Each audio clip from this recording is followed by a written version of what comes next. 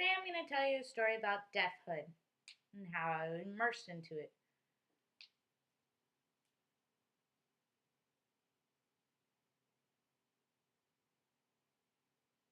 This came to be because the Deaf Society was out there talking and posting many blogs, and they were in deep discussion about the word autism and how they're oppressing the deaf.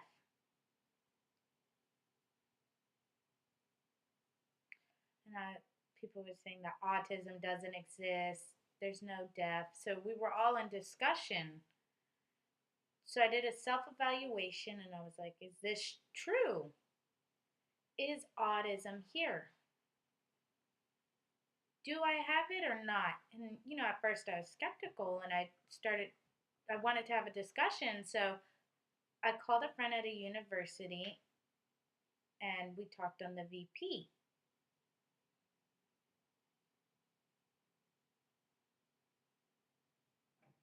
And we were talking about, did you hear about autism and the oppression of the deaf, and is that really happening out in the community? And then he told me more in depth about his experience, which was awing to me. So I listened to him, and in the back of my head, in the back of my mind, I started to have my own feelings. So I tried to push those aside, and I had my own rights and way of life. So I thanked him for his story, and then after we were done talking, I went back and I evaluated myself. I was about 9 years old, and I grew up in Arizona. I went to a deaf school, and one day after school, I got home, and my mom asked me if I wanted to go to Washington, D.C.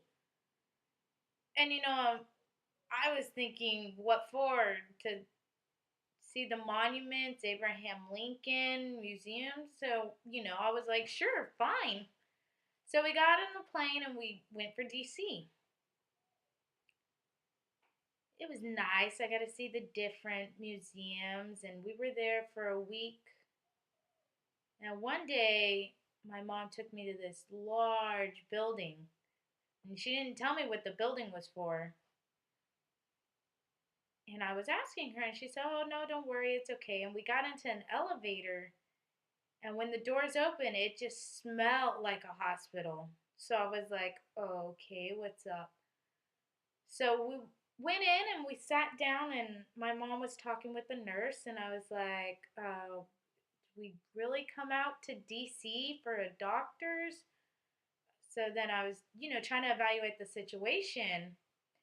And then soon enough, the doctor called on me. And then I was like, is my mom going to go with me? And she said no. She walked off. And then a nurse came, and my mom encouraged me to go and said her bye. So it's like, okay. So I entered in a small room and I sat down. And there were two nurses on either side of me. And there was a doctor's assistant in front of me and then a doctor's assistant behind me. Then you had the main doctor in the room too. So there was about five of us there. And I was thinking, okay, so what's going on? And he opened a book and I was like, what's that? And then I see he opened a book for acupuncture needles. And I can see in the picture just needles in the side of the head near the ears. So the doctor points to the picture and he's describing to me that he's going to put the needles in. And then the two nurses on either side of me start rubbing my arm to soothe me. And then the one nurse in front of me starts soothing me too. And I'm looking at her. And then I have the other doctor's assistant behind me. And so then the doctor, starts working on the side of my head and poking me with needles. And it was painful and I was just in awe. So they did both sides, and I had four needles stuck on each side of my ears, and it took about an hour and 45 minutes. So when I sat back down and they took it all out, I felt better. And I was in shock though.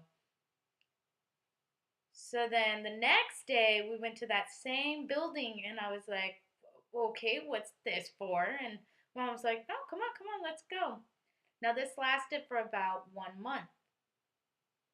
Then, finally, after a month, we went back to Arizona. And when I got there, I was trying to think of how I'm going to tell them about DC and all of that. Before I was thinking, oh man, I can boast about DC and the monuments and all of that, but since the doctor's appointment, all of that happened, I felt withdrew and out of place. It caused chaos in my life.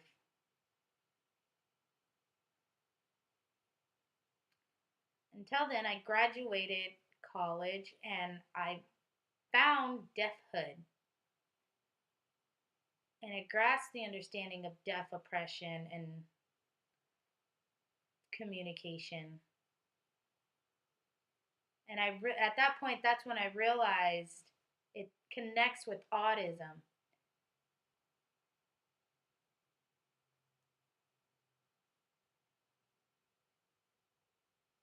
Now, Safe America has an organization, and that's involved in Safe America, and you can see that.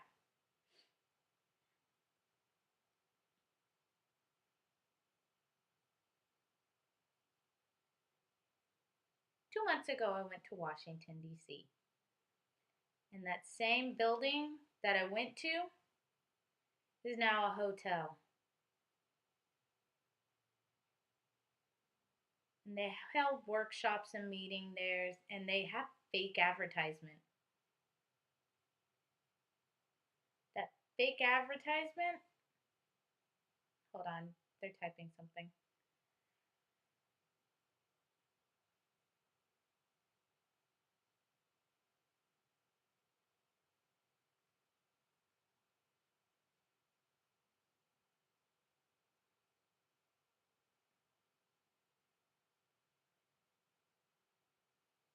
There's a website that you can go online, and if you click like, it give you the ability to access it.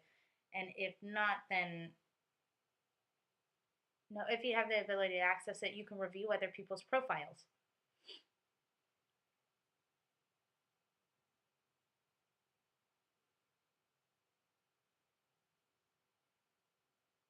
Now, you know the word propaganda? What's the meaning for it? Advertising? But do you know the real meaning for it? It's horrible. So the workshops advertise, but they're trying to take over the deaf community and their businesses, and they want everyone to be like them, use their traditions, their culture. They're trying to push aside everyone else's culture and only have theirs.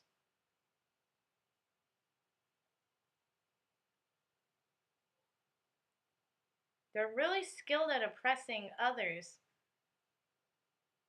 And you can see that they're skilled at it, but not really.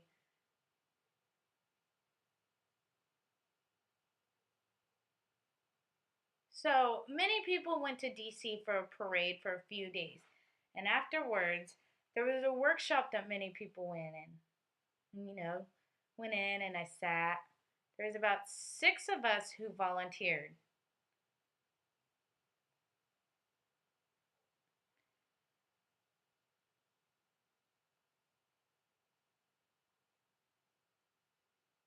The 6 of us who had volunteered at the parade ended up going into the building, sitting, and being involved.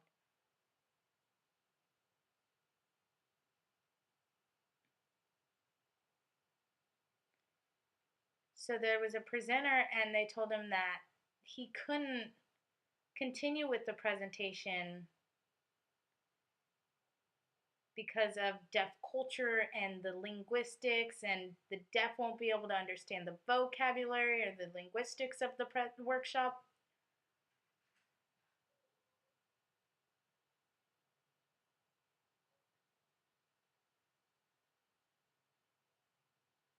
So they were trying to get us removed so he can continue his presentation and we refused to leave. So then he wanted to call the cops.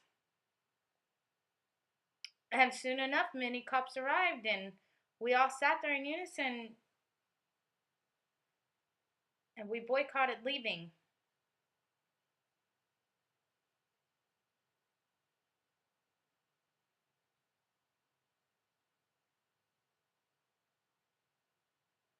And the cops were trying to take us away, so my body went limp, and the cop was like confused and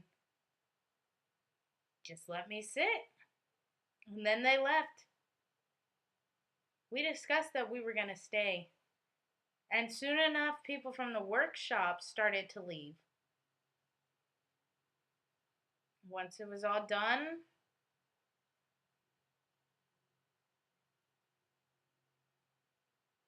sorry,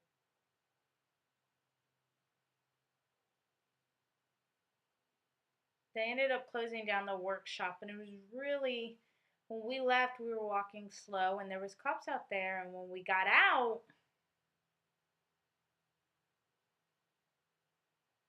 we, said that they should stop the deaf oppression.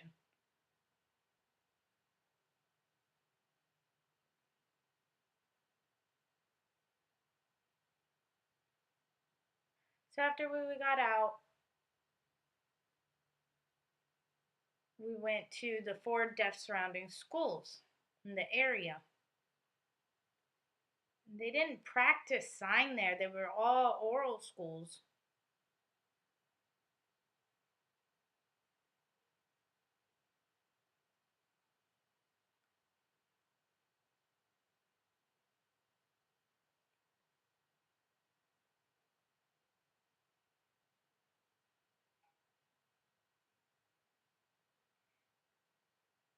So I did my research on that, and I checked how was this building established? How did they establish that? And I discovered that they built this for a disease. And I was thinking, is deafness truly a disease? We went in and we stopped the workshop and the processes, just how we went into the workshop and stopped those processes, we were going to do the same at the school.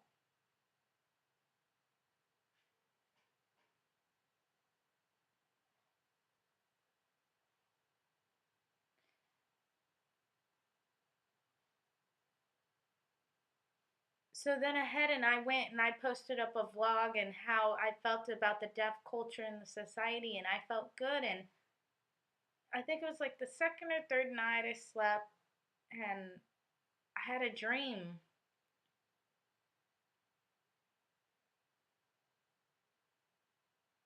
Now understand that my mom is very strongly privileged. Red hair, blue eyes, proud to be an American.